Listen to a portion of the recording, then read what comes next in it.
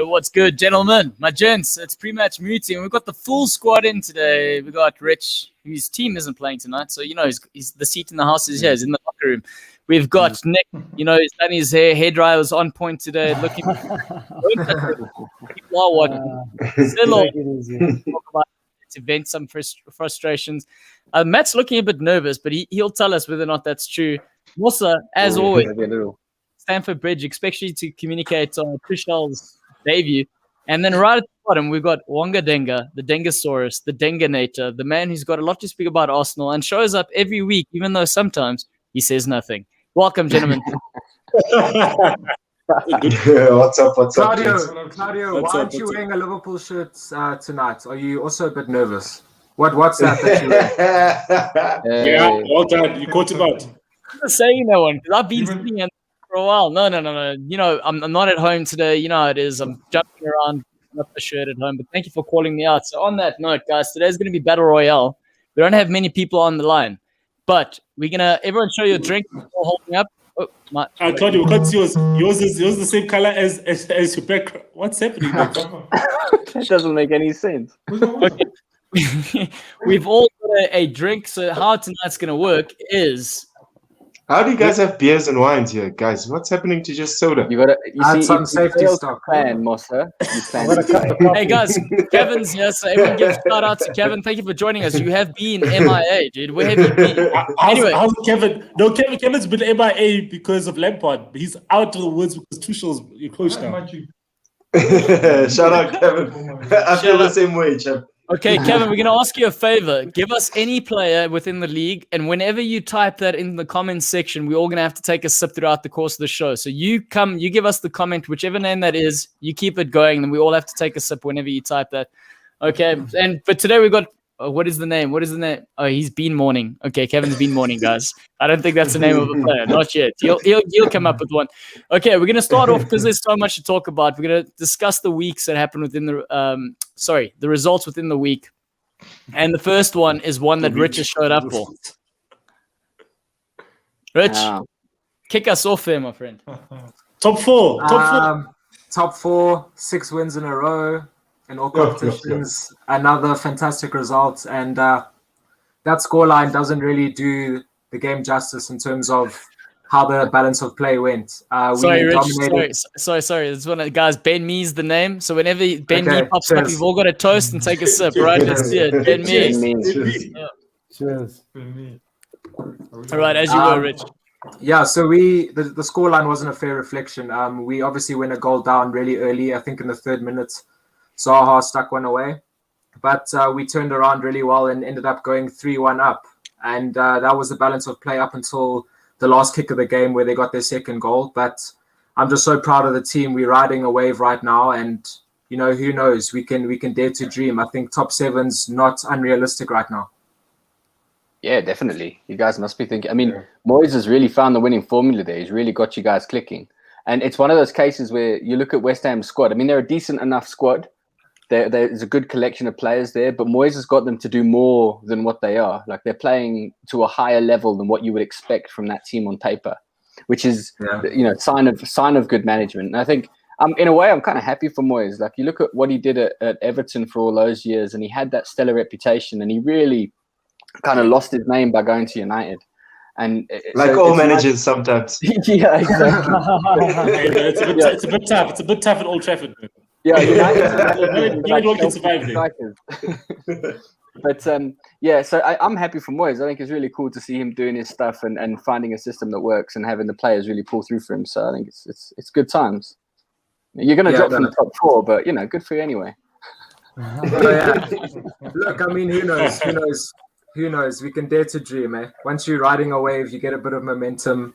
Who knows? But it's a good point you make about Moyes. He's brought players in like Pablo Fornals, who was playing as a 10 in La Liga, and right now he's playing as like a left wing back almost, and he's doing some dirty work, getting back, making great tackles, and he's getting assists as well. He's got that creative side. So, as you say, Moyes has been able to really get the best out of those type of players. And I mean, you look at the signings that we've made as well, Souček, Kufal, those two have been absolute mavericks for us. I mean, Souček, 7 goals, top goal scorer for us. It's wild what he's doing in a West Ham shirt right now. Yeah, man, 4 games. That's 400 trots. That's not a small wave. That's a tidal wave. And it's got you guys in contention in the Champions League spot. And if we're thinking about it, you're 3 points away from safety. That's 38 points. You guys are currently on 35 points. So no need to get worried. And he's doing so well that there's talk about him getting a contract extension. Would you be happy with that, Rich?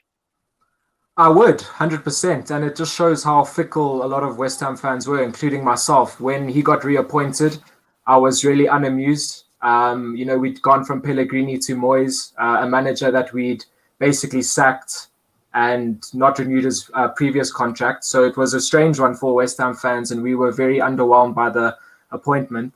But he's got his head down, and, he's got us playing some of the best football we've played in a very long time. And it's bringing back memories of that final season at the Bowling Ground, where we just had the season of our lives. And right now I think, doing even better in terms of points at this stage. So it's been incredible. So I'd be happy if he signed, for sure. And realistically speaking, Rich, what do you think the season's got for you guys? I mean, top 4, is that a possibility? I know you guys are sitting there right now, but what are you hoping for? Look, I mean, we have to be realistic. We can't get above ourselves right now. Take it game by game. For me, I think top 7's not unrealistic for us.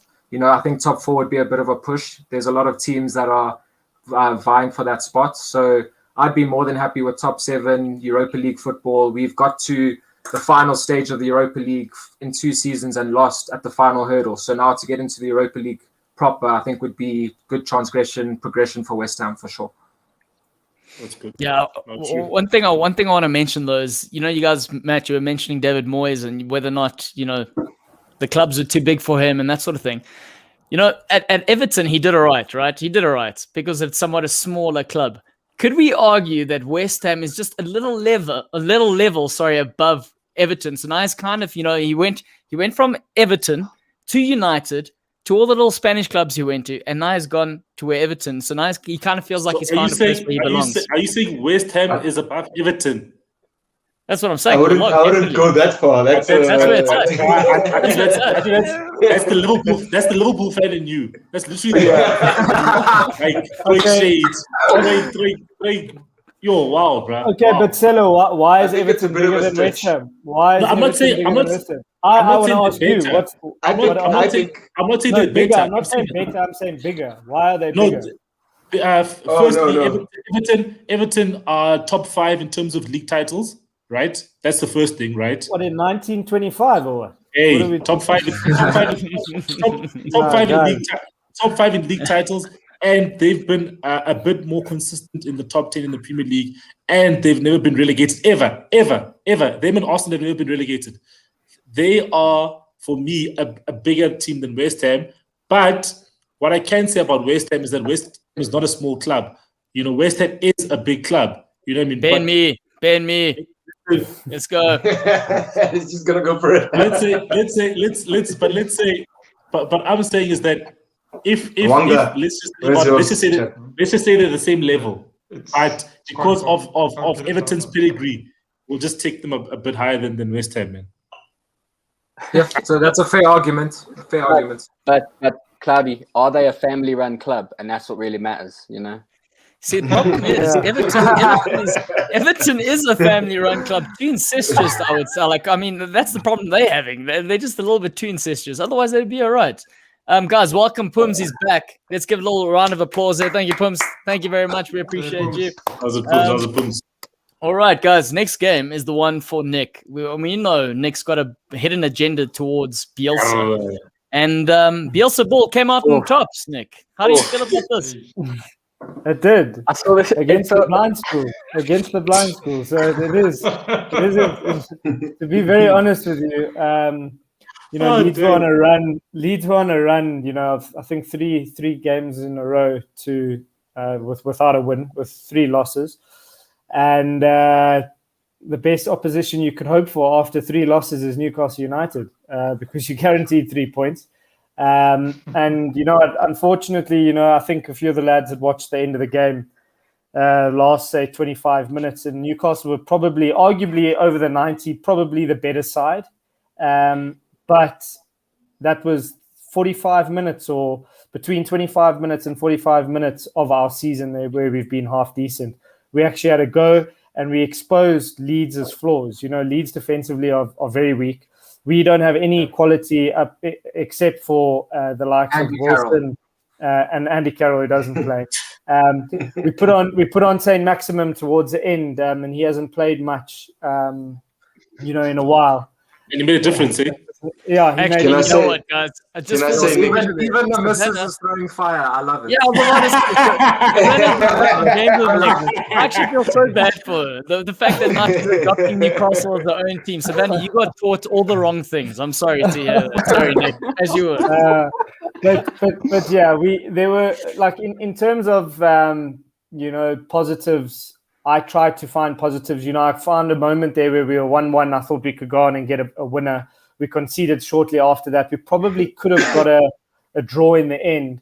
But in hindsight, I would have just papered over the cracks with what's going on at the club. And it's just a matter of, like I said to you, and it's unfortunate, but I don't want to wish my team loses, but it's the only way this guy's going to get sacked. We now are 10 games without a win. I think we scored 2 goals, one goal in those 10 were from open play. So I just don't see where we actually headed. With the results last night, we in a proper relegation scrap. 100%. I think. So, I did speak about Bielsa. I love the way he plays. I love the mentality, the hard-working nature of his teams. But I do think they're going to get found out more often than not, especially defensively. But yeah, I mean, this result was expected, unfortunately. And we play away against Everton on the weekend, and I don't see much hope, to be very honest. Nick, what's it going to take for the owners to sack Bruce, do you think? Because I reckon they're good buddies. So there's two problems. It's a twofold problem. We got an owner who doesn't care about the club, and he's obviously wants to get rid of the club. So he's not going to spend more money, because if he has to get rid of Bruce, he has to spend money to get him out of his contract. He's just spent £250,000 on a contract for an assistant coach, Graham Jones, who worked which with they announced. which they announced. I spoke about that to you guys. I mean, why are they announcing assistant coaches, like as if the fans are going to get excited for a manager who nearly got Luton Town relegated in the Championship?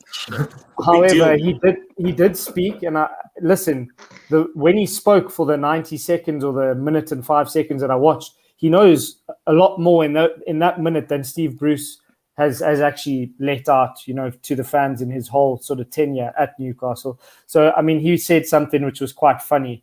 He says, I want to find a style of play that we can play with the ball and without the ball. And someone, commented sarcastically saying, little does he know we never have the ball. So I don't think he's ever going to find that style. He should have started without the ball. Yeah. So, I mean, all the memes are coming out now, like, Steve Bruce is just saying, hey, mate, we don't do that type of stuff here.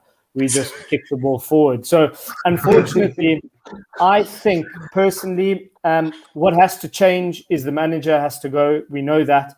If we don't change the manager, we will get relegated. I personally think we've brought this guy in because he's going to take over and he's a cheap option. Yeah.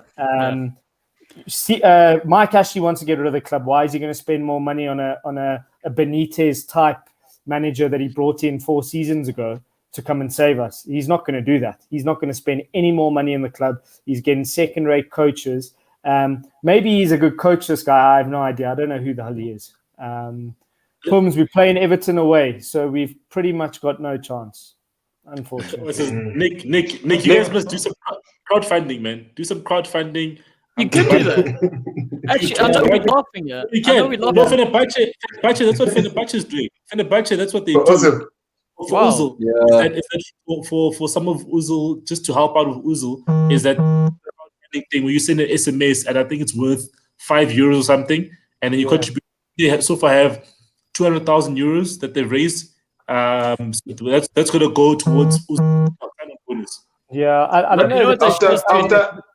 Yeah, go for it. After watching those lads in that clip that you sent us where they were warming up and not hitting target, I find it scary to think that people are going to crowdfund for guys to kick the ball into the stands. 100%.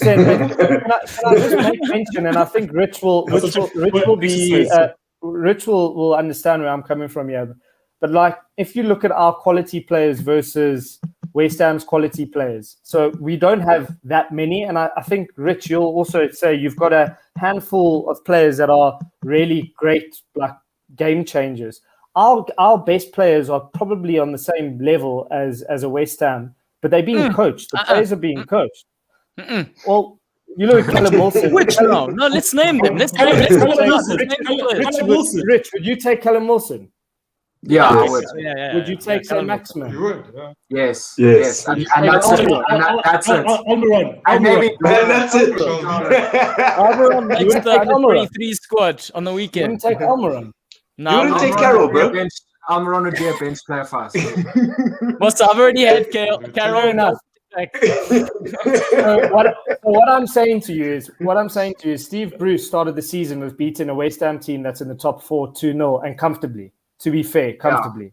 Yeah. So what I'm trying to say to you is we've got 2 sets of squads where the hopes, I don't know, Rich, the hopes for you were what? Mid-table to maybe a top half finish. For us, maybe the same. But now we've just regressed completely, and the West Ham squad's been coached completely, and they're on the up. And who's to say they can't finish in the top 4? This crazy league suggests that can happen. So it's just a matter of, and I personally think, you know, if you've got a group of players that are coached day in, day out with proper processes, you will get an outcome, regardless of how crap they are, because some teams do carry crap players and they still get the results.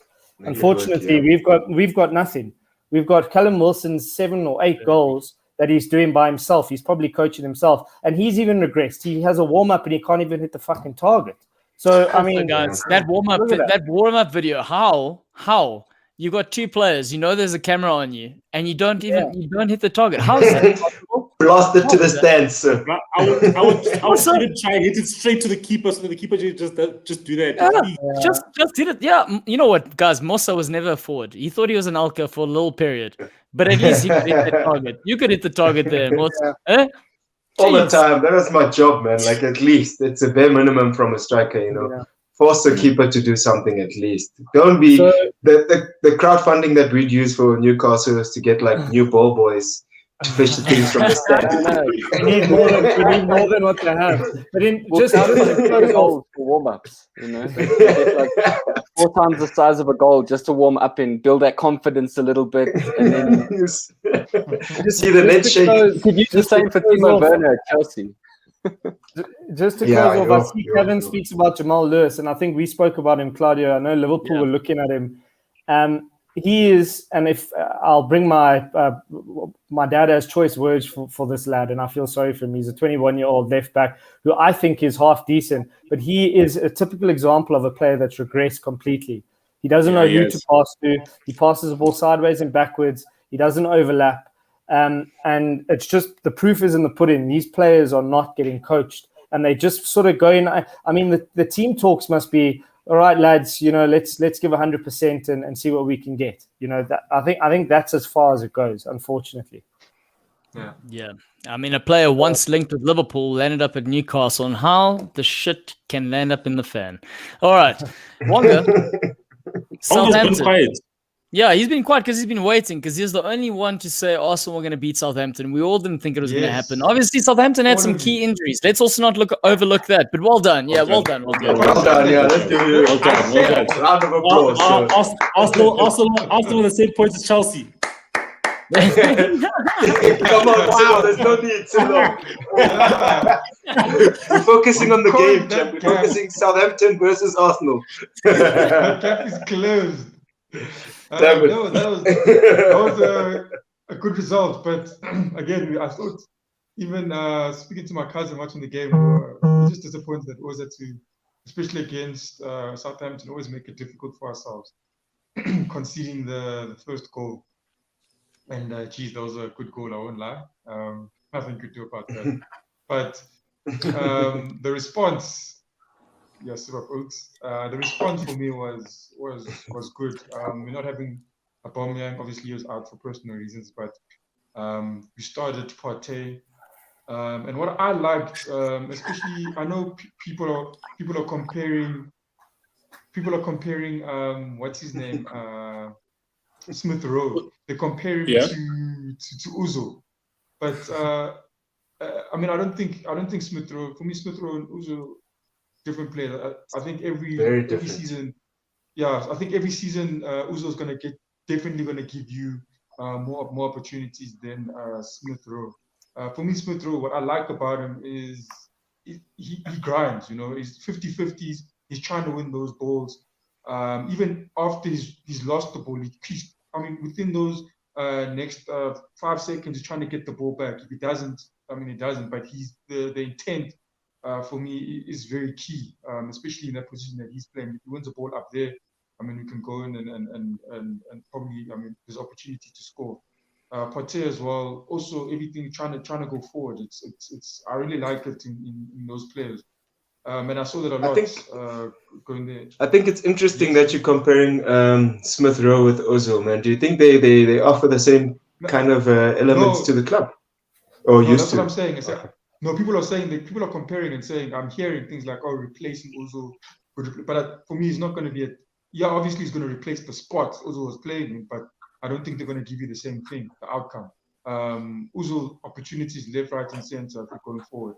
Going to open defenses for you. You've seen it. I don't even know what to say. But Smith Rowe, I don't think he's going to be creating opportunities like that. I think he's going to give you definitely a bit more grind than Ozil, and that's what I like about him.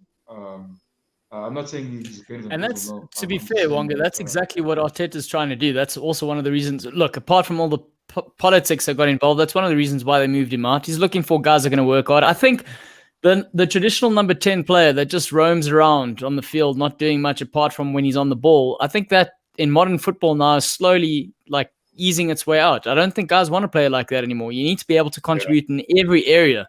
So I think that is, and I think Smith Rowe is the example that can be molded into that sort of player. I think from an Arsenal perspective, they're lucky to have him and Saka at the moment. But the question I have for you, though, Wonga, is 30 points now. You're 5 points from Champions League. I know Nick's laughing at. Do you think it's possible to make the top 4 spot? Do you think it's possible? These gents are laughing. Do you think it's a possibility? No, it's a possibility. It is a possibility. You can't say it's not a possibility. It is a possibility. If we win our games, if we do what's right, other guys drop their points, then we can make it. It's a possibility. Mathematically, it's a possibility. We get Charles there. 2 games. People are like, anything is possible. People, remember, we're bottom of the log. People are saying everyone's going, Chelsea going to win the league. Tottenham are looking good to win the league. Chelsea. Month later, Arsenal, we are next to Chelsea. Maybe 2 more games, and then we overtake them. 1 more, 2 more.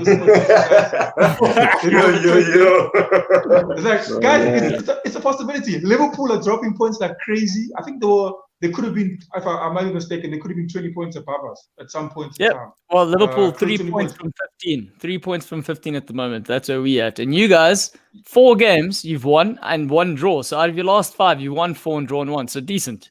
Very good. Very, very good. Yeah, Wonga, what do you think of Pepe? Pepe scored.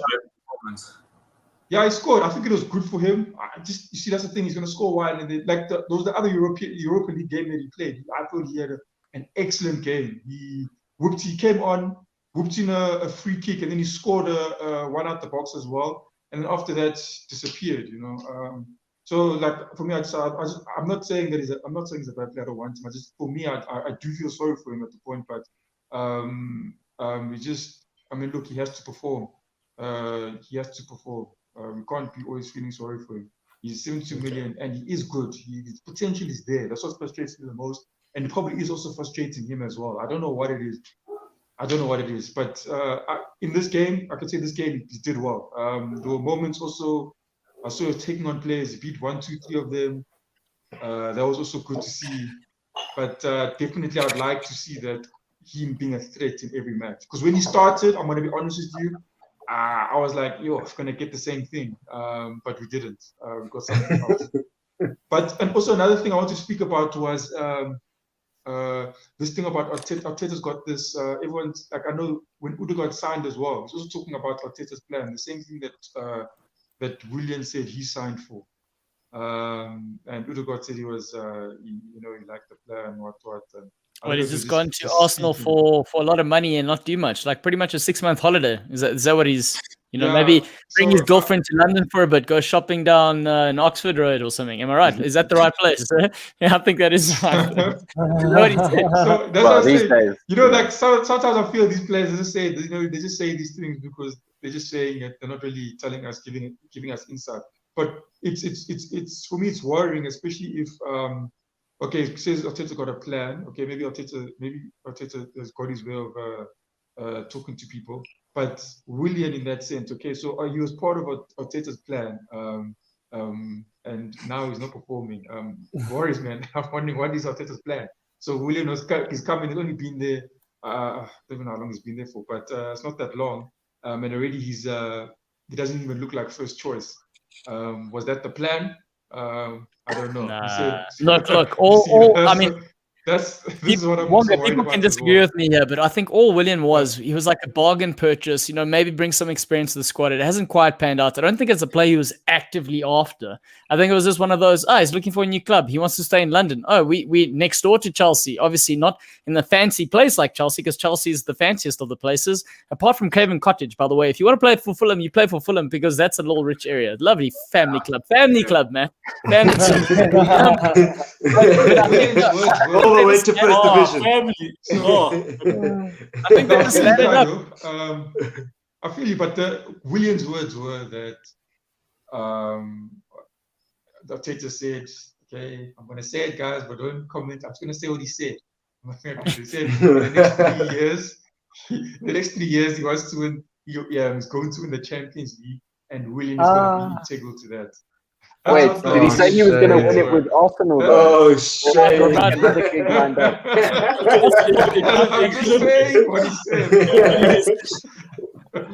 So that's why would he do that to the fans? That's so much. One day you gotta finish in the top 4 before you can win the championship. You know that, you gotta qualify first. But it's possible, Claudio. It's possible. I'll stick by that. It's possible. It's possible, right? Yeah. West Brom, Man City. It's the hope that kills you. That's it. That's a hope that kills you. I'm not hoping. I think it's possible. The man just fought off a relegation battle. Now he's talking about winning Champions League. I love the ambition. We jumped. Oh man! All right, guys. The Man City West Brom game we need to talk about because when we've sent out. Yes. Yep. This game, man. That second goal, guys. Hopefully you guys all saw that second goal and what happened. I never saw. I just heard about it. Second game in a row now. Man City get a dubious goal via nonsense that's on within officiating. Like what's going on? Like, is are we all trying to say Man City should get all favorable decisions? Like if someone. Like maybe it's a Manchester thing, bro. We've got nothing in Manchester. On the red side, since Klopp spoke, we've got no decisions. Nothing. Zero. How does it feel to be normal now? Yeah, welcome prominent. Welcome back. No, we don't even normal now. We give it decisions like we bloody what's this Arsenal now, man? Yeah, bro. No, nothing. Hey, bro. Guys, what's going on? Musa, I think the Illuminati have all their money placed in Manchester there. And, it used to go to Ferguson because he knew someone. And now the dudes from, the Abu Dhabi place they're just throwing oil money and they're going, here we go. That rule, the last game where they got that offside goal given. Now, you guys saw this. I think you shared it, Cyril. Now they've changed, the FA have come out and they've changed the rule. And Mourinho's come out saying it's actually unfair to everyone else in the rest of the season. Because like you guys say, I mean, there are tons of decisions. And I know from a Liverpool perspective, they went against Liverpool. And these are sort of the things that go for a team. And all of a sudden, momentum just keeps going. I know, look at that. He's laughing there. But tonight, we're getting some VAR penalty. Yep. Sorry to cut you there, bro. But you know that rule you're speaking about, it's funny enough because I don't know if you guys play FIFA as well. If that happens, like if you playing FIFA and you do that, if you try to pass a ball to someone, literally, you know all these, they do all this program, whatever. But if you try to pass the ball to someone and the defender intercepts it, then the guy who's offside, the guy you're trying to pass to tackles him. People call that offside. On the game, So, rule that offside. we know what Wanga's been testing on his PlayStation. A young cheat code. They're going to win the Champions League. They're playing too much PlayStation there. Wanga's probably the Champions League final tomorrow, guys. Willian is starting captain of the team. So I said, yeah, go. The beer's running out. Yeah, we have to tell Kevin, hey, it's lockdown, champ. We can't. What can you do? Come to the house, man. All right. On a serious note, though, guys, Wonga is captain of our Goal Lounge e-gaming team, so watch out for that. So that's why he's bringing in the FIFA sort of comment here, because he is official. So I don't know, give him a round of applause. I don't know if I've announced that yet. This is the first official announcement. Well done, Wonga. No, Captain. but let's talk about this, Claude. How did he get captain? Because he's the only one bringing in. It's one of those family club things. You just pick your favorites. Nice. You just pick. Did you guys see? I've got a title in the bag, so it's good. That's why. Safa made a statement the other day.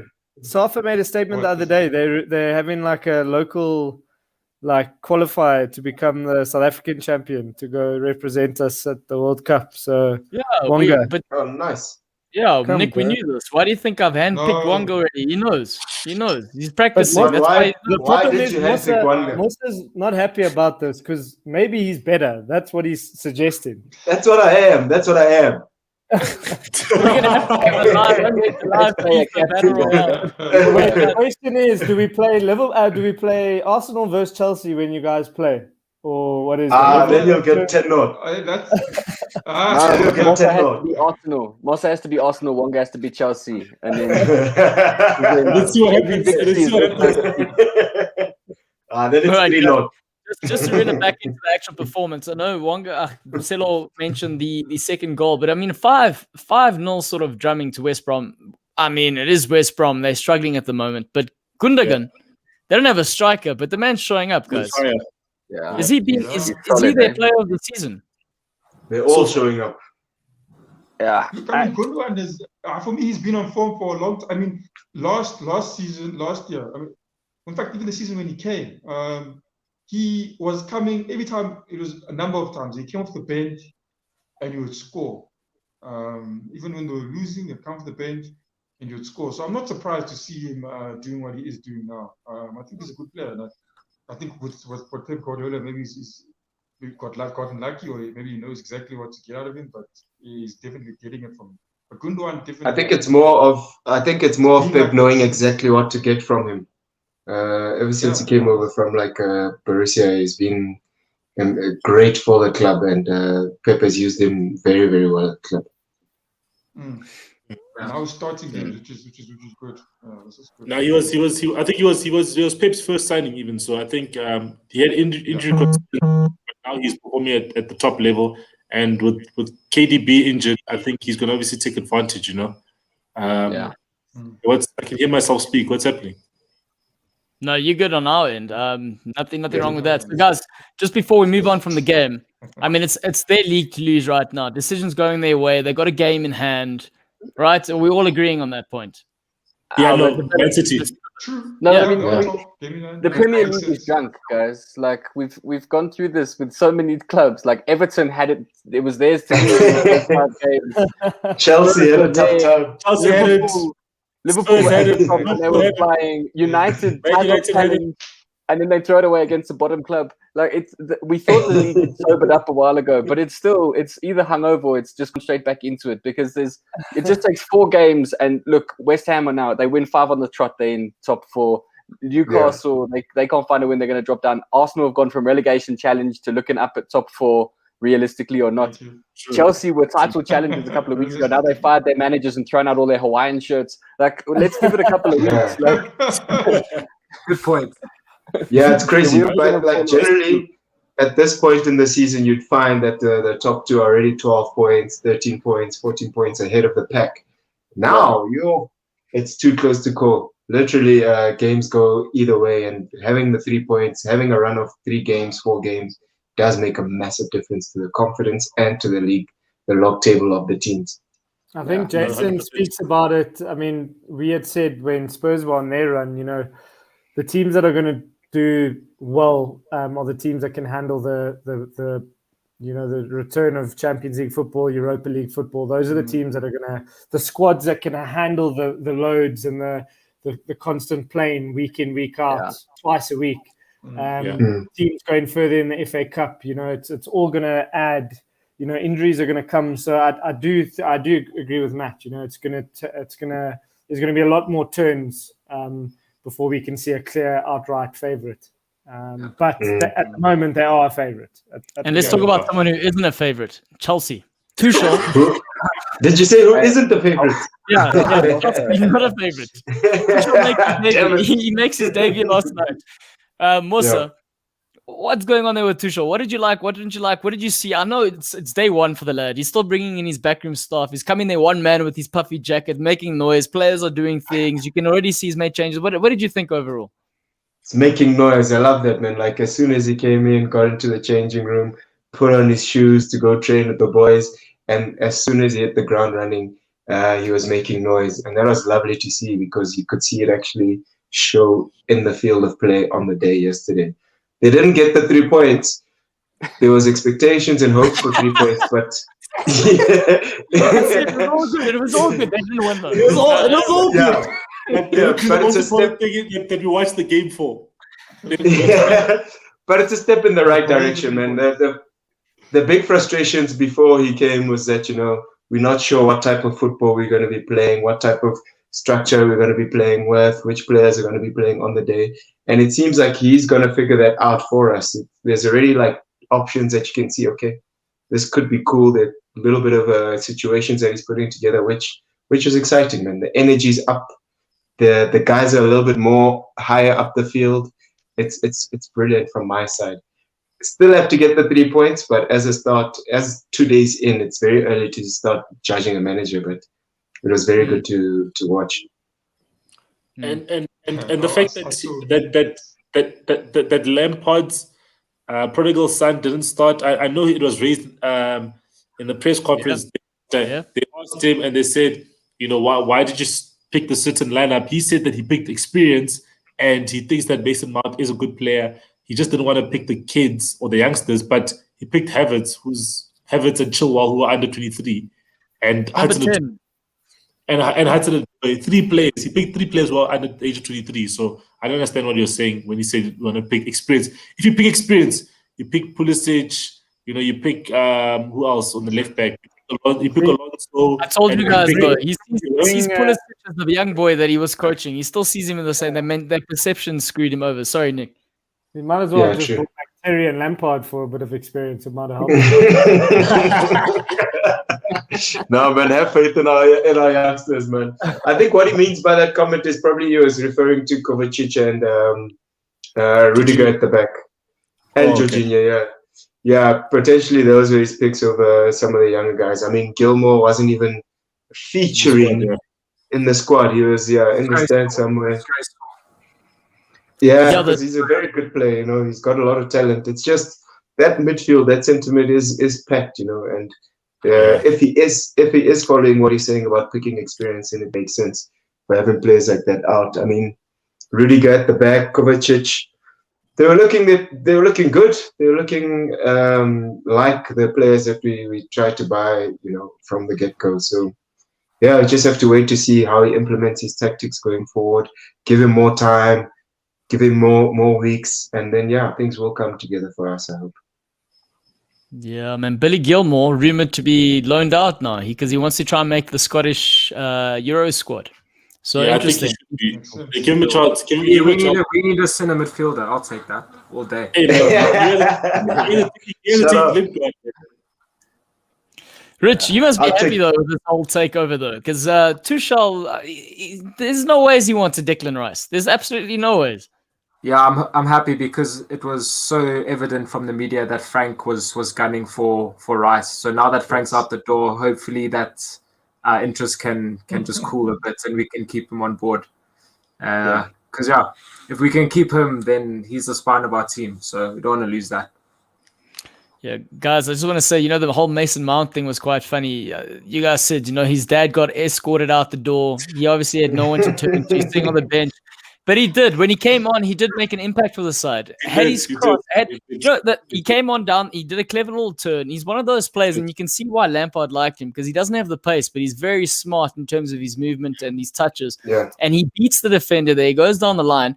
He plays, in my opinion, the type of cross you want to be putting in, low and hard front post. But both the players made a run to the back post, both of them. So, had things been different, he's a player who makes a difference. And all of a sudden he starts next game and all those bitches, all those Rudigers and whatever, all those guys that work. All those guys that work. No, but all those guys that were bitching to Marina, all of a sudden, then all of a sudden quieting because the boys come on. He's made his dad proud, even though he wasn't allowed to be in the stands. It's one of those things. So interesting sort of situation. The next game we need to look at is the Everton-Leicester game, largely because both teams are in the running right now. Leicester are pushing for the top. Everton, you called it. Yeah, we did. Sure. What a good game. Yeah, I'm impressed. I'm impressed with both teams, man. Like Everton, they look solid. They look tactically stern, and they approach the game with that sternness. But Leicester, my goodness, I'm scared of that team, man. Undercover, that's a team that is actually very, very scary. Boys are firing on all cylinders and could give you a lot of trouble if you look left and right, So yeah, it was a good game. That tired goalkeeper Jordan Pickford. Nick, I was going to ask you, what do you think about that save? But also poor, man. That guy is all about the hype. He likes he's jumping up and celebrating when he makes saves. I mean, he can't keep the easy ones out, bro. Now that guy was just relaxed. Go back to Sunderland and try to get him out of League One or something. That goal. What did they used to say, Nick, back in the day? They used to say doing it for the cameras. Oh, when keepers used to do that. Yeah, maybe they're doing it for maybe he's doing it for the cameras. But the guy's got short arms. His arms are very small. So yeah, I think Pickford needs to relax. Guys, and what's his name? Gareth Southgate was in the stand watching that, and he's made another blunder. He's cost his side arguably another 3 points. So the question now has to be for Gareth Southgate. If he sticks with this guy, it's absolutely ridiculous. But who technically should be England's number one? You know who? No. Don't say Darlow, please. Don't say Darlow. Darlow has to make the squad. Why is Darlow not making the squad? I'm saying he's not first choice. He needs to be called up for him to even be considered as a first choice. Yeah, there's a lot of keepers in England. Where's Burnley? Where are Burnley on the log? They beat Aston Villa yesterday. They should be ahead of they won against Aston Villa and the games before that. And did you lose to Villa on the weekend? No. You're very right. I mean, how does Burnley's record stack up against the magnificent season that Newcastle are having? And therefore, Darlow should be looking good. Burnley have 22 points, 19 games. Newcastle have 20 games with 19 points. Burnley have 3 points with a game in hand. Look how many saves Cardolla's made in comparison to Pope. Oh, yes, he's made the most saves. But who's considered the most goals? Yeah, but you know what? When you have Vodacom League players playing in front of you, or coaching those players, then unfortunately you can't do everything. Sorry, Nick, go ahead. You wanted to say something? I was going to say, bear in mind, when you the challenge when you're picking the keeper for England is also for Darlow, like you say, he's playing behind a defense that's basically, it's 4 empty shirts. But they've got to look for the kind of keeper who's going to be able to stand behind the best defense in England and command that and take control. And it's not just about who can make the best save. It's who's going to feel comfortable shouting at the likes of Maguire and them and Eric Dyer, Dyer and them what to do. And so it's not just about who's the best stopper, which Pickford probably isn't at the moment. He's been having probably for the last year has not made good decisions. But when he's got the right defense in front of him, they're hoping that on balance that's less of an issue. And I think that's why you see these kind of decisions where national sides stick with keepers for a lot longer than they stick with other positions. And I think that's something you kind of you get used to it, whether you start to normally for like a couple of years before they finally get rid of them, you're looking at this keeper thinking, man, that guy's like, he's past it. You're right. I think that's why it's hard for a player like Darlow to get a look in, because although he's making some very good saves, he's also every week pulling the ball out the net, looking at his defense, knowing that they're not going to do their job. He's going to have to, constantly make last gasp saves. And I think that's not necessarily the right preparation for international football. And that's where Darlow really deserves to play for a better side. That's a lot of applause. That's facts. I've never heard so much facts on the show ever. Like that was like proper. What's like, facts? We can move on to the next topic. God can say better than what he just said.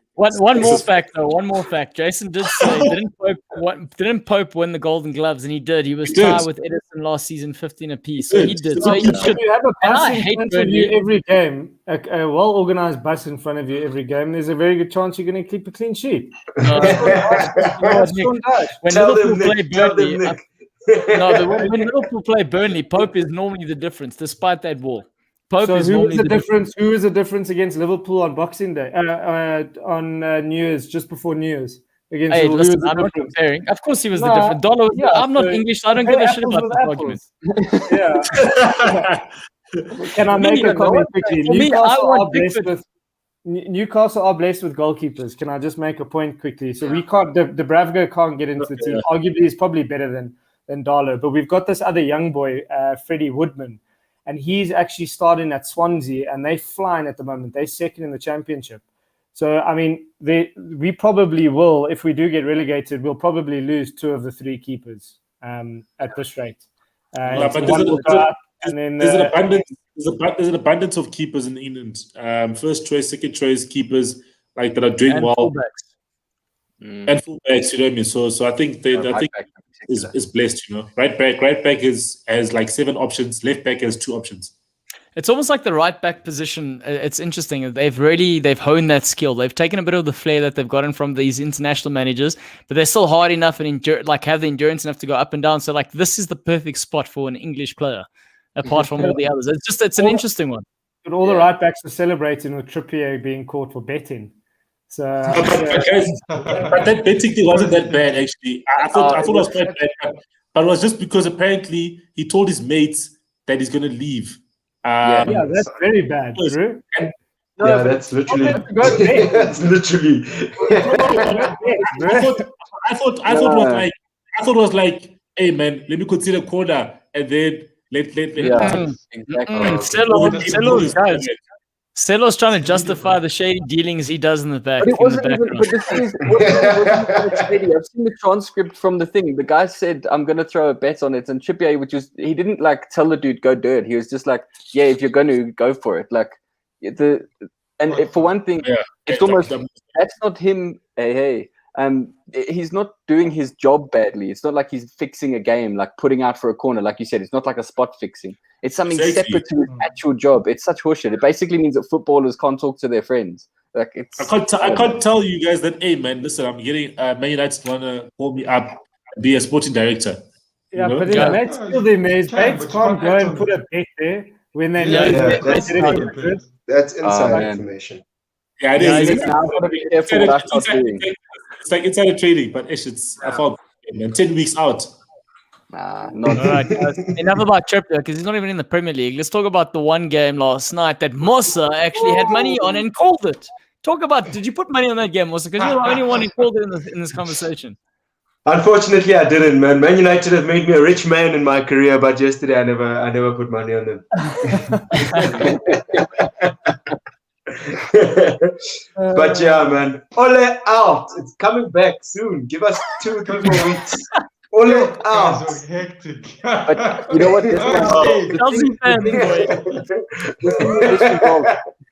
the thing with this result that really would grate me, if I was a United fan, what would really upset me is sometimes you lose to a club that's at the bottom whilst they're fighting their way out. You know, like it's happened to Spurs before. I think Newcastle once guaranteed their safety against us on like the second or last game or whatever. But I think it happened to us against Arsenal. With United, they've thrown away 3 points. I think United are still gone. They're still going down. There's no way they're going to salvage this now from here. So it's like a wasted loss. Like there's no glory in it. It's not like, oh, look at these plucky underdogs saving their season. It's just like a complete trip up, shooting yourself in the foot at home. Just especially after such a good run. It was like it was just sort of like, even as a non-United fan, I was watching that like, but why did you even do that? You could have lost to Arsenal rather, you know. Exactly. It's coming. It's coming. You guys, it's coming. It's coming. What's going on, bro? Sheffield have only scored twice in 2 games this season, and both were against you. How does that make you feel? Hey man, that says a lot about our defense, bro. You know, our biggest weakness. Like that defense has never made me feel confident in terms of like being a real title challenger. When I've been looking at Man City, the last 4 or 5 games, Man City have literally been winning 1-0, 2-0, 3-0, 4-0, 5-0. You know what I mean? So they've been literally, the last 5 games, they've had 5 clean sheets. You know, Man United in those last 5 games have had probably like 2 clean sheets against Wolves and Liverpool. You know, we conceded against Villa, we won 2-1, 2-1 against Fulham, and then we lose 2-1 again. You know what I mean? So it just shows that you can't be a title challenger, guys, if you don't have a good defense. Like Spurs, if we just gave Spurs a bit of something that we have, Spurs would be a great title challenger, because Spurs are better defensively than Man United. Firstly, they're just missing certain ingredients. I think the coach doesn't have that killer instinct anymore just to get those goals, whatever. But City and Spurs have been solid defensively. Man United, our defense has been poor. But yesterday, I think, on this show, I've been on the show defending Martial a lot, right? I think I've been defending him in terms of he's attacking prowess and saying that, okay, cool, no, he'll come right. It's just lack of stuff, right? But there's one thing that Martial has always been doing well up until this point, and was keeping the ball well. But yesterday he didn't keep the ball well. You know what I mean? He always used to keep the ball well. But yesterday he lost the ball twice. The one time Bruno ran back and got the ball, and then the second time was for Sheffield's second goal. He didn't run back. He just jogged, and then by the time he got back, those guys were just looking at each other, looking at the ball, looking. That was just so poor, man. Like that defending for the second goal was terrible. That looked like that guy was in that space twice. He received that ball in that area twice. Exactly. Looked like ABC Super League, man. Like it was like a Castle League. Even worse, he said B. Yo, bro. Look, I never watched the game, but there's a short clip I saw with Martial. He's literally standing in the same. I think it's. Yeah, that's the one. That's the one. It was. Is that the one? Meter ball. He hasn't gone anywhere, and he looked like someone that didn't want to be on the field. That's what it looked like to me. It looked like he didn't want to be there. No, that's poor. Isn't that like him normally on the field? I don't know. No. That was you're talking rubbish. Listen, Claudio. As I said, the thing is, as I said, Claudio, is that one of the things that he's always done well this season, even though he hadn't been banging goals, is the way his link-up play has been good, holding of the ball and assisting. Right, he had been good at that. But today, like the passes, those 2 passes, it was quite poor. And I think Solskjaer again does the same thing every single time. His subs are very late, firstly, so he doesn't give his subs time to impact the game. Okay, cool. Cavani came on 68th minute or 65th minute, but the other subs came on the 82nd minute. You got 3 subs. Utilize your bench, especially when players aren't playing well. Also, Rashford also did something as well. Similarly, when he was playing on the left wing, he did something where he looked at someone go past and go into the box, and he just literally looked at him, similar to what Martial did. So I don't know, these wingers don't want to track back. When I look at a player like Bruno Fernandes, right, he's playing at number 10, but he tracks back. If he loses the ball, you will see him running back to try and win back. Fantastic tackle yesterday. So if you lose the ball, just track. If you lose the ball, track back, and then we can see that at least you're trying to make up for your mistake. Even if maybe you don't get to the ball, but at least try and run back for the ball. You know what I mean? So Martial and Rashford yesterday, I can poor in that regard. Celo, I can draw some comparisons to Jolinton with Martial this season. So Martial has 2 goals, Jolinton has 1. Martial has 3 assists, Jolinton has 2. The one thing that Jolinton doesn't have is a red card, and Martial has a red card. So they're very similar in that sense. So maybe you should use him. We'll learn him to you. Maybe Nick's trying to offload. He's trying to offload. Listen. For you to save your season, I'll do a swap deal just for you to save your season. Martial will give you some goals and be your best player.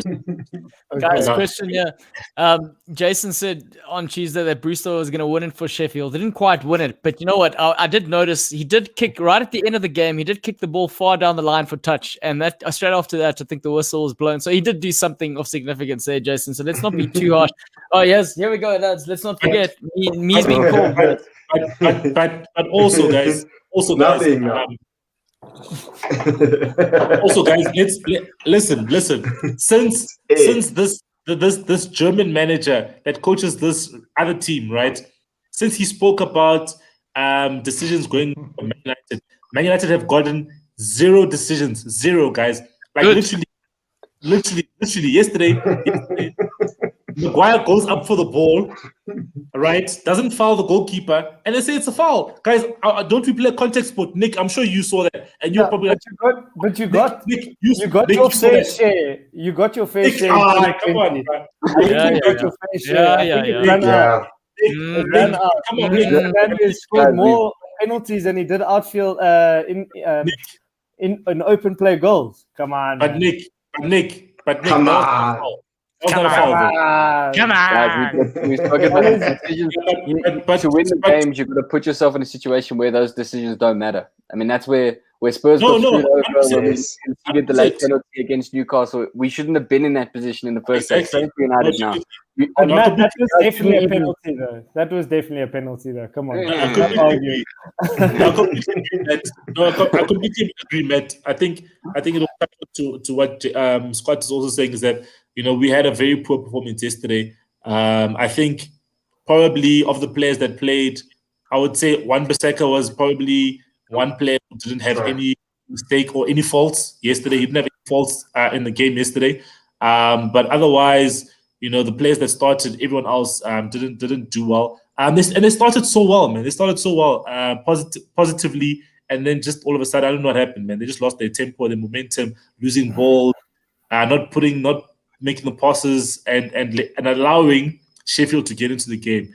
Sheffield deserved to win. I think the only thing I would say in this group, you know, on this forum is that, you know, I think Man United, the fact that they don't like Newcastle, we're trying to get Newcastle back into that relegation fight and getting Sheffield.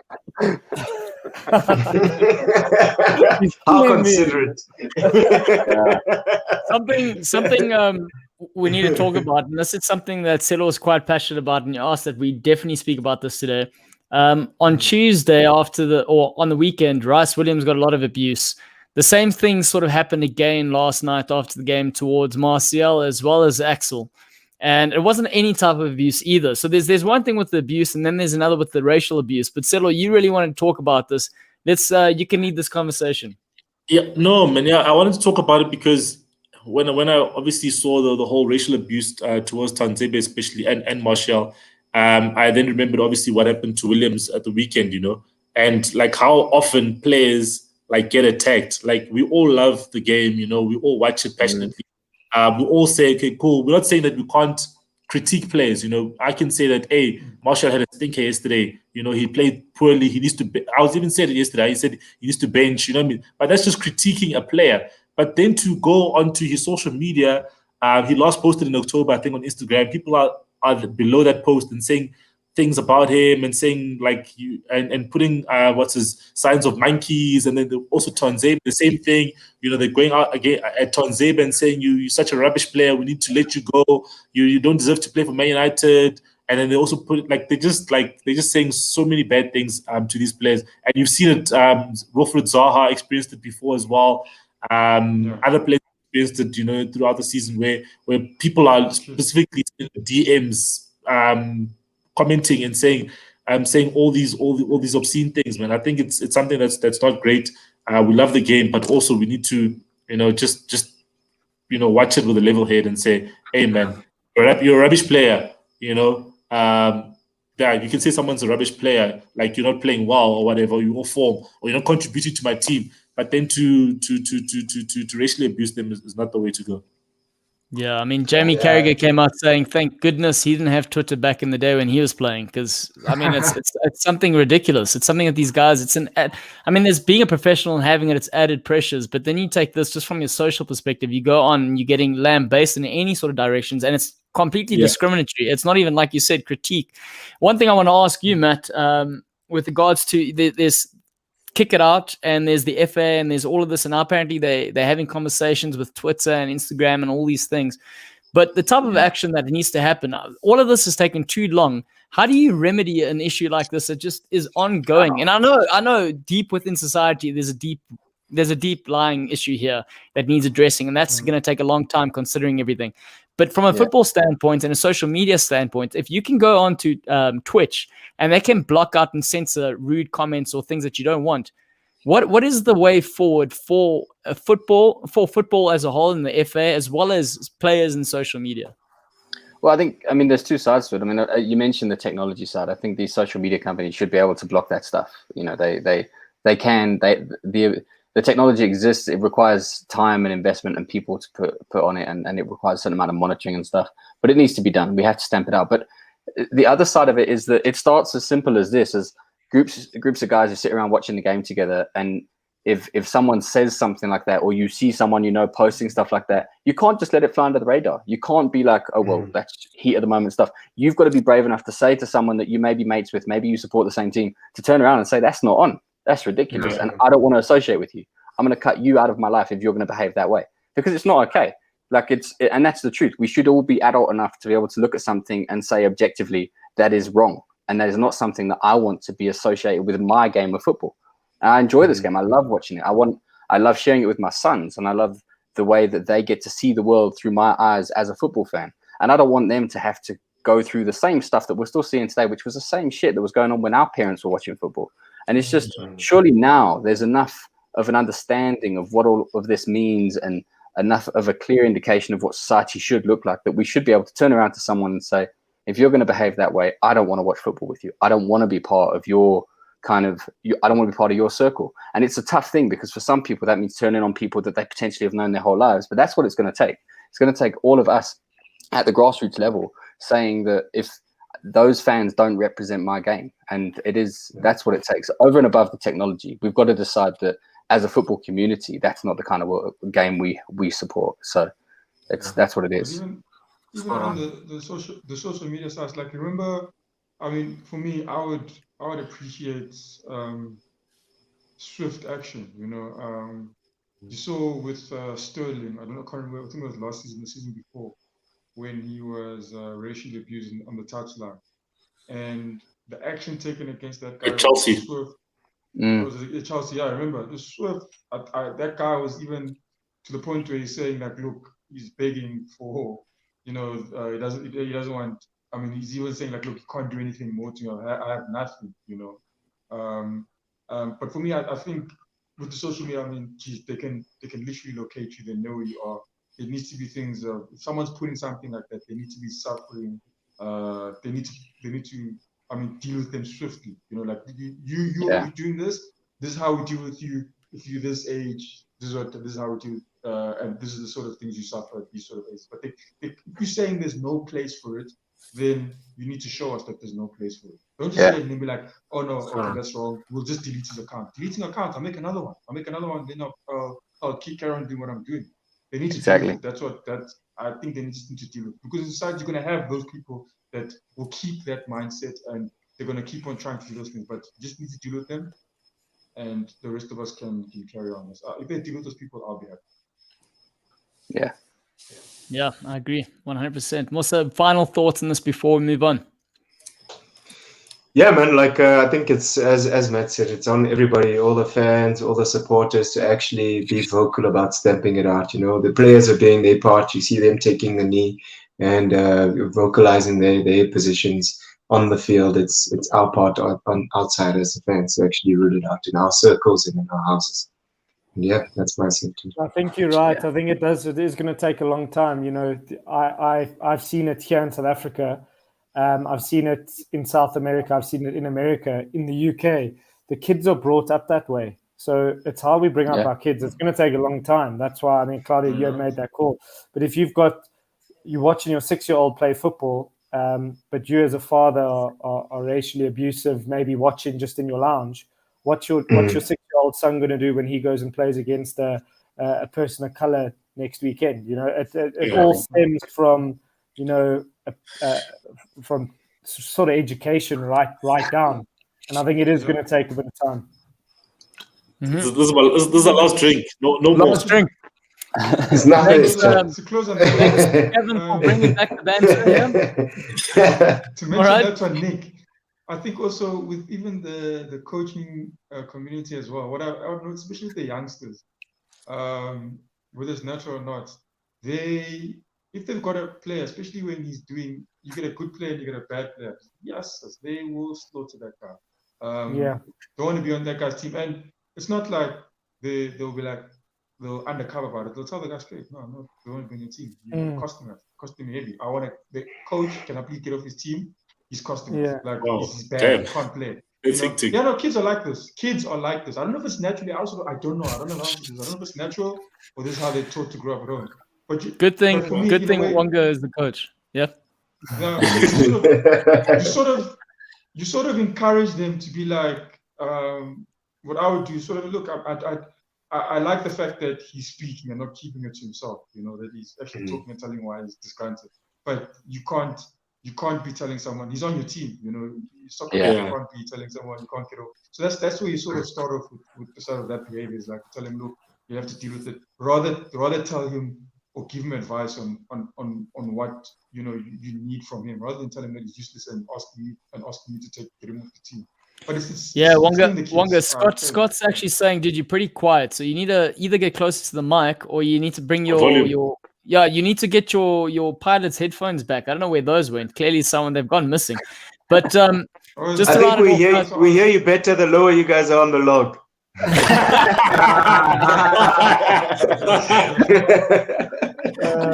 You're getting fainted, the big one. The only reason Matt's on the show today, because he takes liberties and he says he's got things to do, but we all know he's actually just doing research on Spurs. But tonight he's here because he wants to talk about this, because this is a game for the first time in a long time he thinks it's possible that they're going to come and they're going to get the points. Let's hear it. Yeah, look, it's almost worse because on paper we are the favourites tonight. Liverpool, they're in a bad run of form. Both sides got a couple of injuries, but I think ours are less disastrous. We don't have Doherty, we don't have Davies, we don't have Lo Celso. But even with those guys absent, I think we've got enough to potentially pull this off. But it feels worse to an extent, feeling like we should win, because I think we've not won against Liverpool for a while in the league. They're always dangerous. Not last couple of games accepted, but I'm kind of cautiously confident. I reckon at home we should be able to do the job tonight. And I think in a way, I think it represents, in the same way that when we played in December, we were both flying at the time. We were both kind of having a really good run. And that loss to Liverpool kind of then started to twist and define the start of our sort of mini patch of decline. And I think now we're both sort of we're further down in the league. We're Spurs maybe in a bit better form, Liverpool in some bad form right now. But I think this is an important game again. I think this will define the next few matches for both of us. I think the winner of this will probably go on to the confidence will boost. It will put them. I think if we beat you guys tonight, it'll be like when we beat City last year, where it kind of then set the tone, made us feel like we could compete again. I think it could be really good. Same way, I think if you guys beat us tonight, it could maybe get your season back on track. Remind you that you are Liverpool. You've won the league. You're not half bad. And I think so. In that way, it's a really important game. But I do think on paper, on balance, I reckon Spurs should come out on top. But it's never easy to feel hugely confident against Liverpool. And I'm not sure. It's also important how. Yeah, it's important how Mourinho is going to set you guys up for this game. I'm not sure we're going to park the bus. I think we're going to approach it the same way So if you look at how we did the last few games, we're still trying to keep that defensive solidity, but we are being more kind of proactive in the games. We're seeing, and I think the fact that we've got some really solid players who've shown, like Ndombele, Aurier as well. He's huge player for us, and I think the fact that they're going to be on the field will make a big difference. They will force us to be more offensive. The risk is the slight thing I would fear is if we do score, say we get 1 or 2 early goals, if we do start to sit back, I think that's when Liverpool are going to be able to build in confidence and they'll come out and punish us. So I think the key thing will be keep pushing it back. If we do get the advantage, I think we've got to press it. I think we've really got to try and make Liverpool scramble, because Liverpool also at the moment, with the way their defense is set up, because of the injuries they've had, and they've got Henderson dropping back into defense, their midfield's a lot weaker than it was. So we've got to press that advantage and control the midfield. And I think that's where Ndombele is going to have a really important role to play in terms of controlling that midfield and making sure that we don't let Liverpool get too far forward during the course of the game. So we'll have to see how it goes. I think I'm hoping. Henderson's actually injured, is he going to play tonight? No. So him, and I think that's actually, those are 2 telling points. Is him and Muti have both trained with the team. Whether or not they start, whether or not they come on, that's going to be a big difference for us. I mean, if Henderson's on, then I can start saying, it's on the cards for us to do something. If Henderson's not on, I think that's been the problem. Is there's been a lot more asked of Thiago. He's going up and down. He's not someone who's there to break up play. He's there to get play going. And now he's been asked to do a job that's, not his. And now people are coming out saying, oh, what kind of signing is this? Blah, blah, blah, all the hype for nothing. But I mean, he's performing in a role that he shouldn't be doing, really. It's you don't ask an architect to lay down the brick, so to speak. You know what I mean? It's one of those sort of scenarios. But one of the things that are going Liverpool's favor for tonight is that Salah is on 19 goals for the season. If he scores tonight, going on to 20, it's going to be the first player or the 5th official player to do so in 4 consecutive seasons. So put some respect on Salah's name, guys. The guy's doing some things. The other thing is, why is that in your favor? He's been on that team for the last game. You want us to clap or something? Yeah, please clap. I'm expecting a clap. Martial's not doing it, so let's clap. Start the clap there, Claude. We'll follow. We'll follow.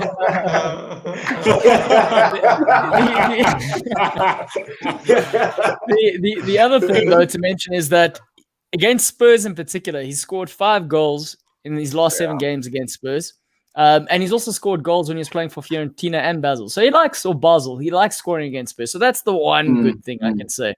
Mourinho, though, has faced Liverpool, 30 odd occasions. He's come out on top, I think it's 14 times. He's only lost 9, but he's only won 1 in the last 9 games.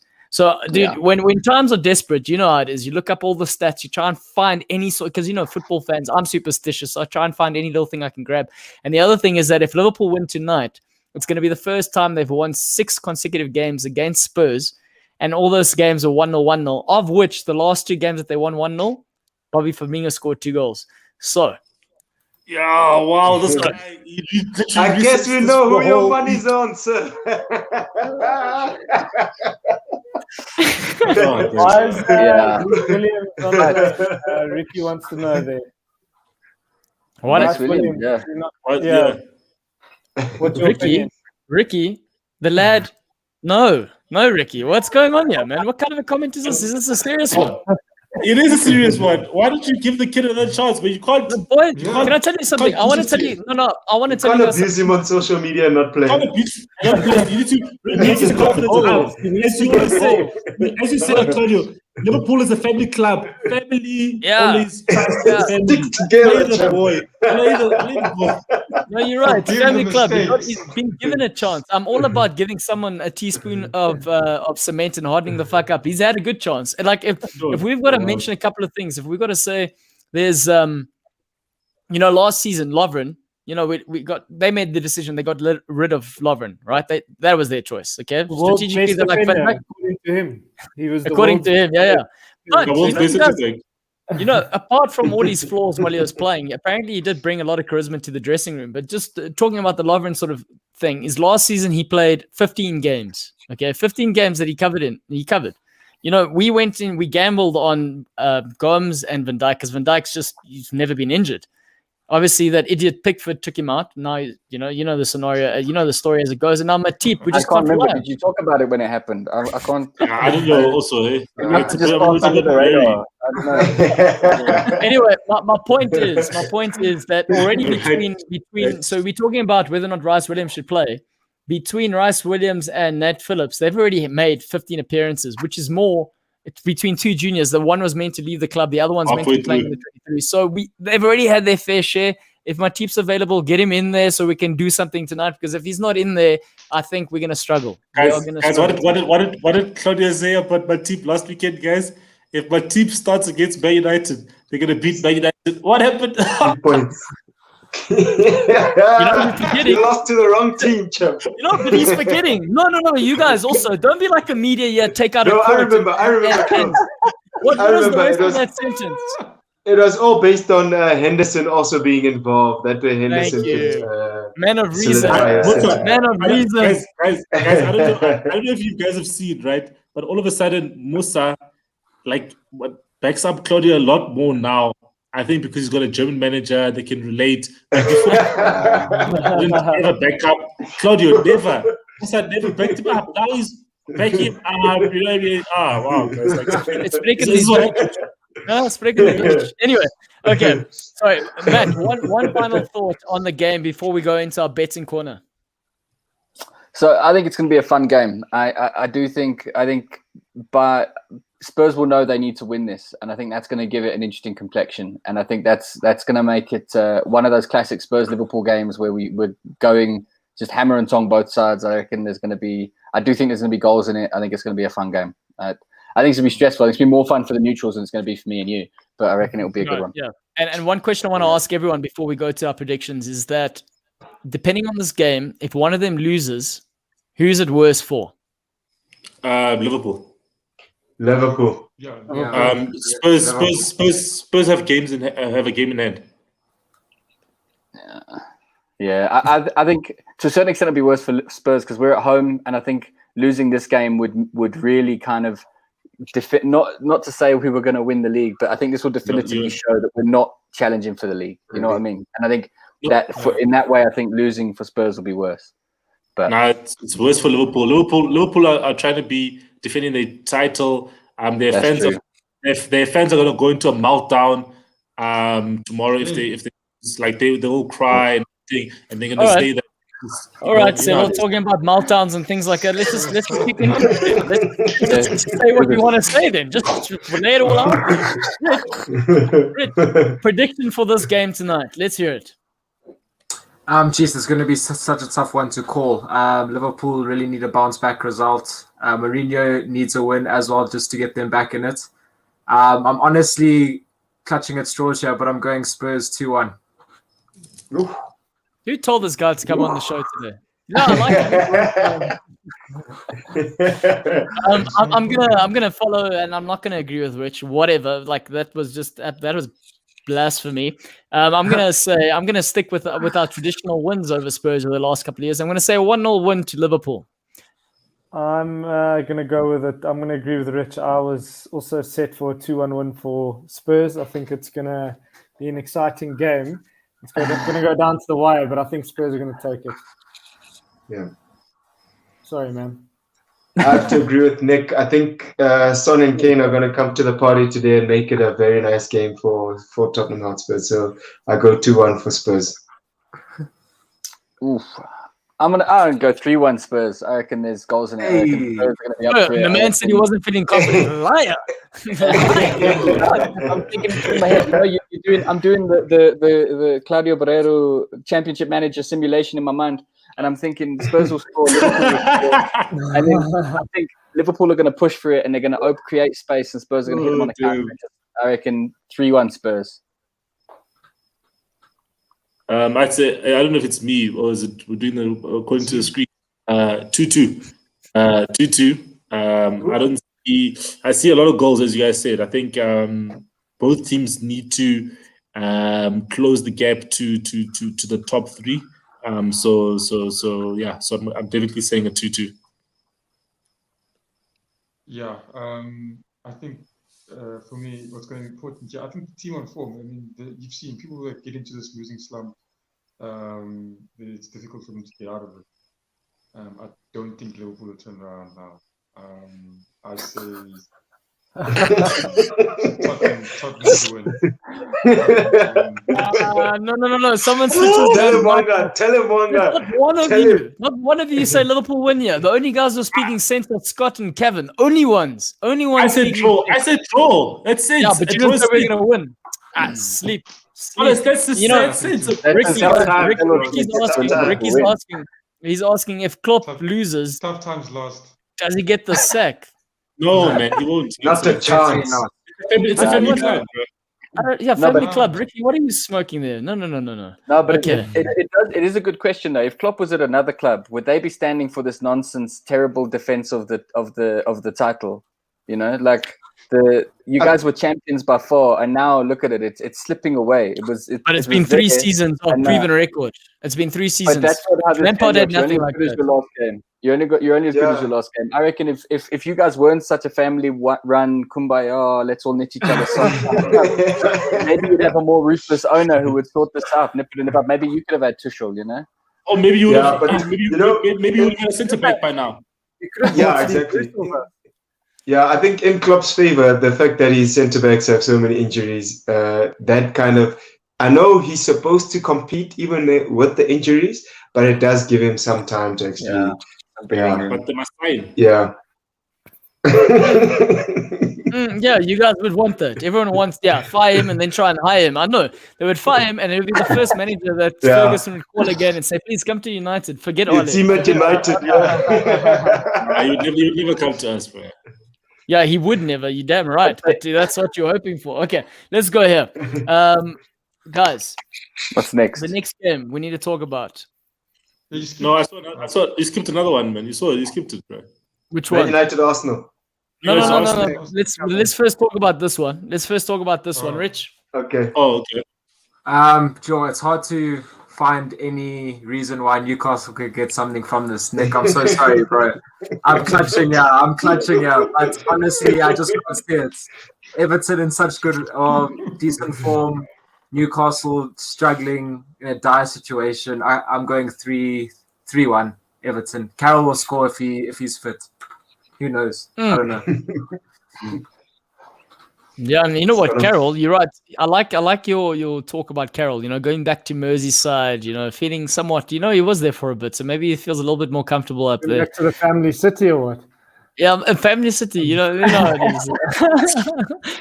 Most of his players don't even live in that city, man. They live closer to Manchester than they do to Merseyside.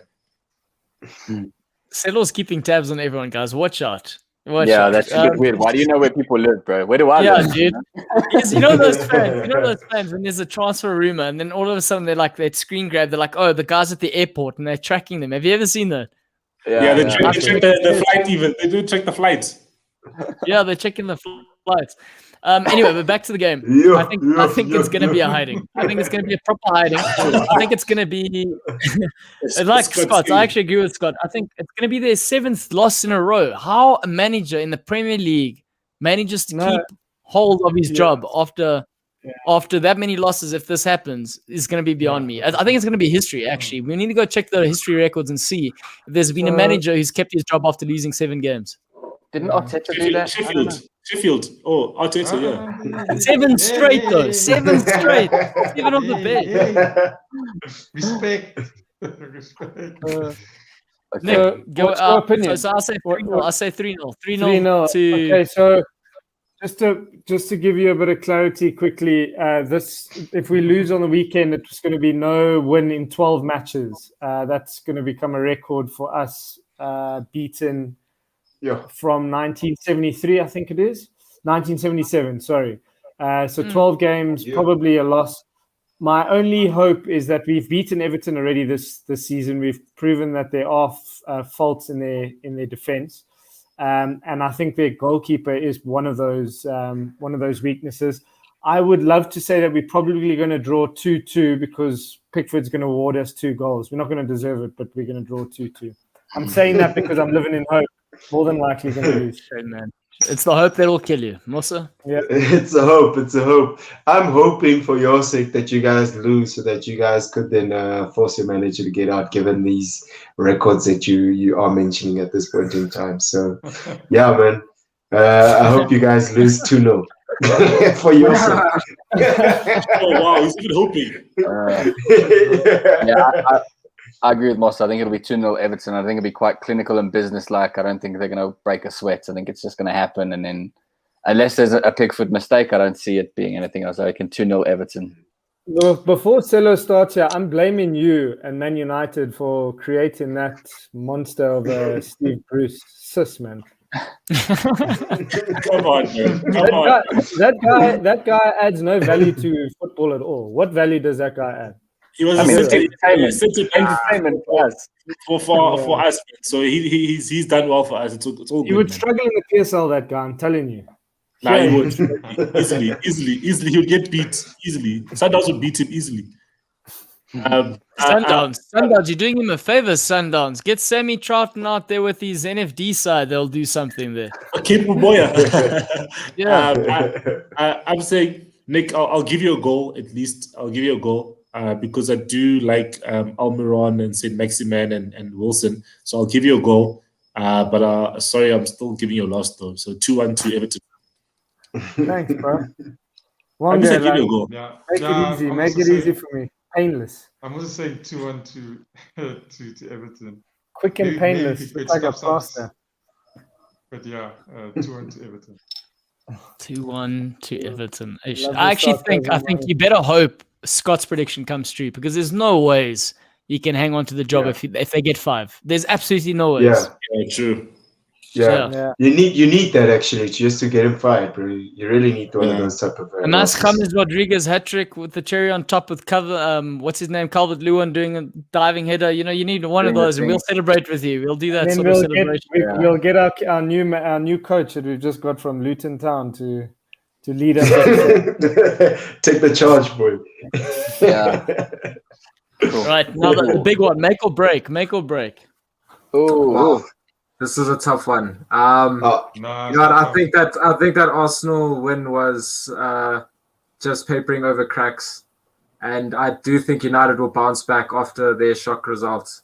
They've shown good form over the last couple of months, so I'd expect them to do some damage. It's a pity Lingard's about to join us because he loves dancing at the Emirates. So he does. That's his dance floor. Exactly. I'm gonna go Man United 2-1. Man United 2-1. Guys, before I give my prediction, I want to ask you, for United, if they lose this game, how badly does it impact Oli and their progression? Ole out. Ole out. No, but what I mean by that is, I don't mean does he get fired. I mean, how much does this affect the psyche of the players, of the club? That does, yeah. That does, yeah. How much they bounced back from worse already this season. I'd look at it in the same way. I'd look at it in the same way that it affected Chelsea when we lost to Arsenal. Ole out. You don't want to be the only one. I think for now, Man United have proven. I think with that loss, maybe their focus is Europa League. They're preparing for that in the next 2 weeks. And I think a top 5 finish will be good for them. So I'm going to go with an Arsenal win there. Arsenal win. It's going to be a 2-1 win for Arsenal. I think their focus is the Europa League. I think they knew that the league was too far away from them. Maybe in 2 seasons' time, Celo, you can have your opportunity. No, it's all good. Yeah. I think the reason why I thought Man United were going to struggle in the last game against Sheffield was because, they'd been on such a good stellar run, and all their players were, confident and feeling like on top of the world. And having a team like that that's fighting at the bottom is easy to overlook them and come with your second performance, or like you're not motivated for the performance. I think they will be motivated for the matchup against Arsenal, but I hope Arsenal are more motivated to actually keep giving them keep taking away their points, so that 6-7 games down the line, when United find themselves in 8th or 9th position, Ole will be out. So I'm hoping Arsenal do pull out a result, man, and get a 2-0. Guys, can you find out for me when I'm playing Chelsea? Yeah, I can't wait to play them. Flip. Wow. Nah, you've missed your chance, but no more Hawaiian. Can I play next week? Can I play next week, guys? Yeah, wow, guys. I just need to keep it quiet. Damn it. I can tell you quiet for a bit, man. I just need to keep most of quiet now. Ole out. There was radio silence from me in that group there for a good couple of weeks. It's been quiet from my end. Sorry, go ahead, man. It's a tough one to call, and last time I backed Arsenal against a Manchester side, they went on the run of form that put them in relegation. So part of me wants to do it again, and just to see what goes to little face when they end up bottom of the log. I do reckon United are going to pull it off. I think Arsenal are on good form, but so United have had a blip against Sheffield. What they have shown in the past, that they bounce back pretty quickly from setbacks at the moment. So I see Arsenal coming in with perhaps a bit too much confidence because they're on a bit of a run. And I think they're going to get found out. I reckon United are going to sneak away with a 1-0 win, probably with a controversial penalty, so we can watch Cloudy lose his mind on Tuesday. Yeah, no. Our away form this season and last season, you know what I can just copy and paste what I've said in other episodes about away form and just play about away form. 10 wins out of 12 games, 2 draws. Man United 2-1 victory. We can't keep a clean sheet, so 2-1 victory.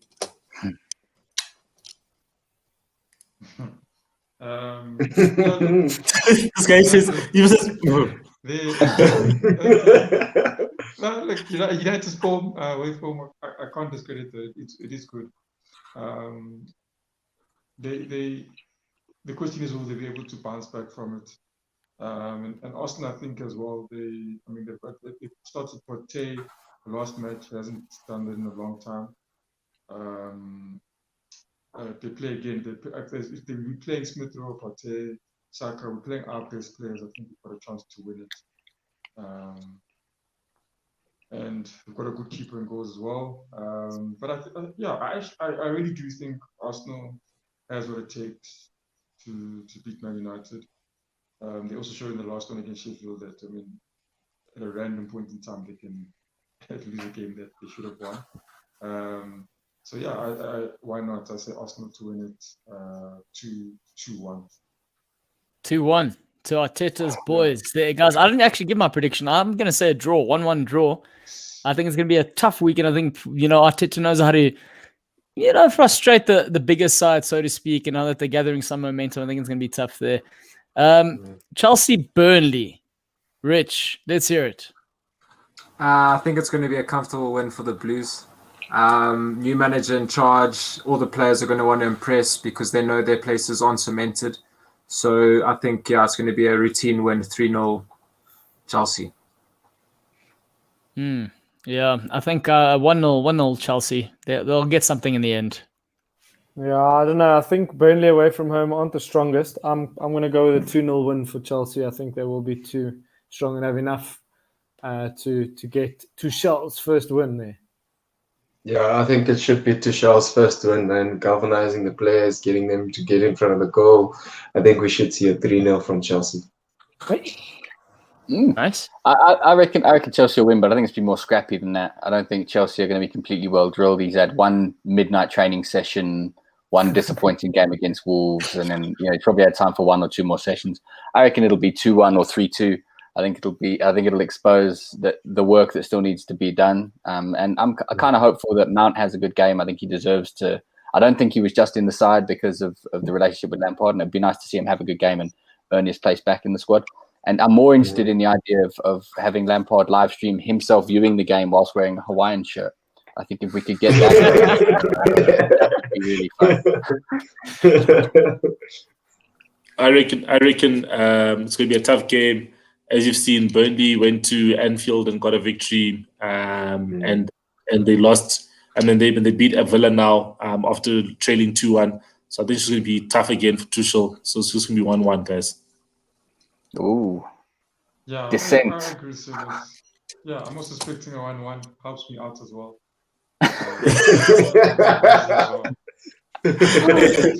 All these predictions are always about helping himself. 1-1 to Burnley. Yeah. I mean 1-1 to Burnley. 1-1 to Burnley. Why does the thing? Why does the thing come? 1-1. At the bottom it says, "Avoid Ronnie. He supports the Devils." What the flip? I don't know who he's taking. It's our admin guy. We need to speak to him. Right, Rich. Brighton and Spurs. Wow. I fancy Spurs. They're away from home, but Brighton have struggled this season, and I'd love it if Percy Tau could start and get a goal, but I fancy Spurs 2-1. Cool. Yeah, Brighton are doing something. They're fighting. I think 2-1. I agree with you, Rich. That's not a bad call. 2-1.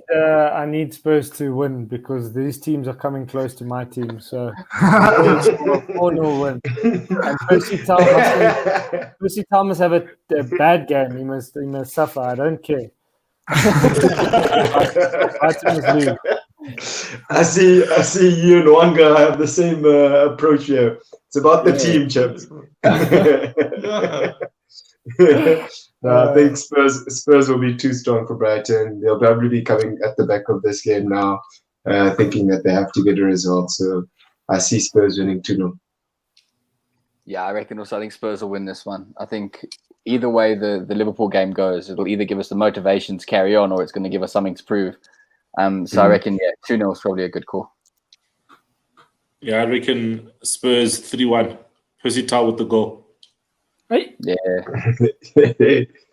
That still helps you, right, Nick? Yeah, it does.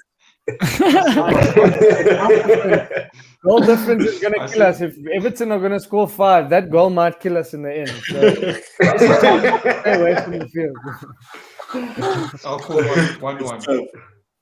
1-1. A 1-1 draw. Yeah. Especially Spurs are going to collect 3 points today. Yeah, we need.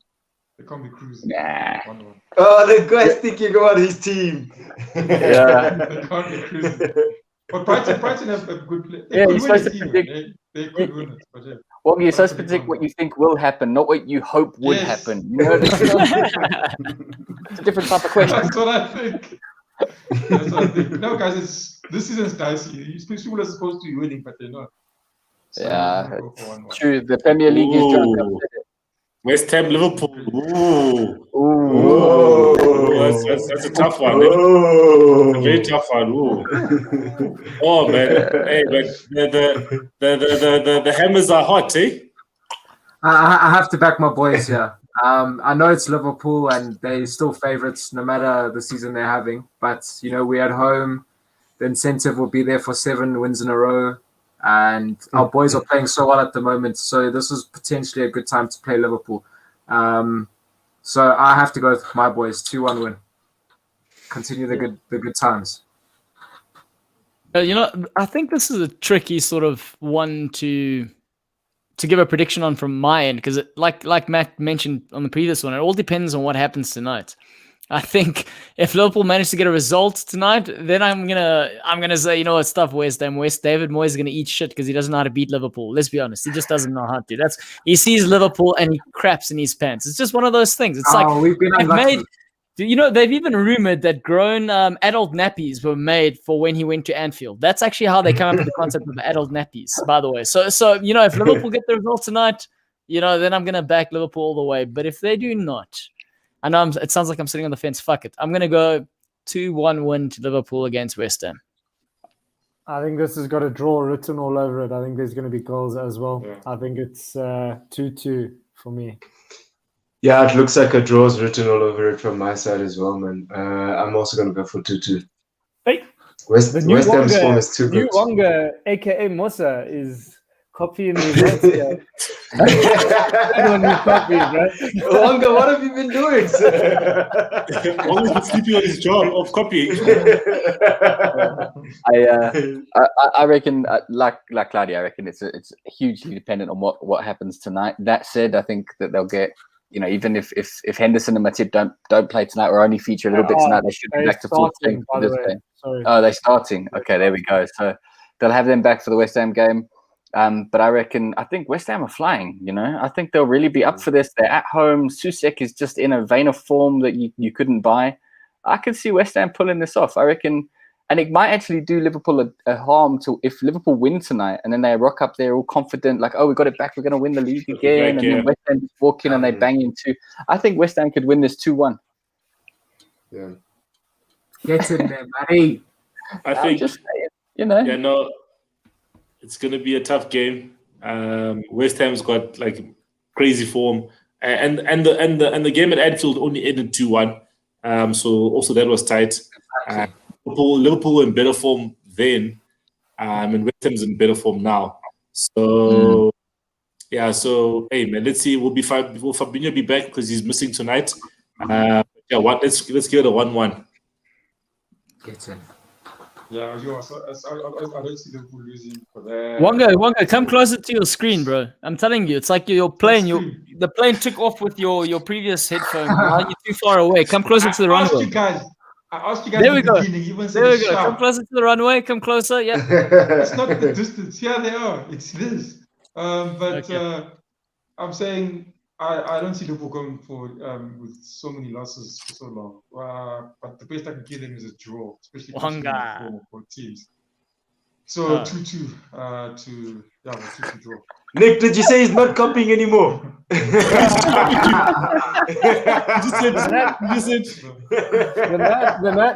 Mosa, you were taking over there for a second, Bruce. I thought you guys had swapped shoes or something. You had to reclaim his title.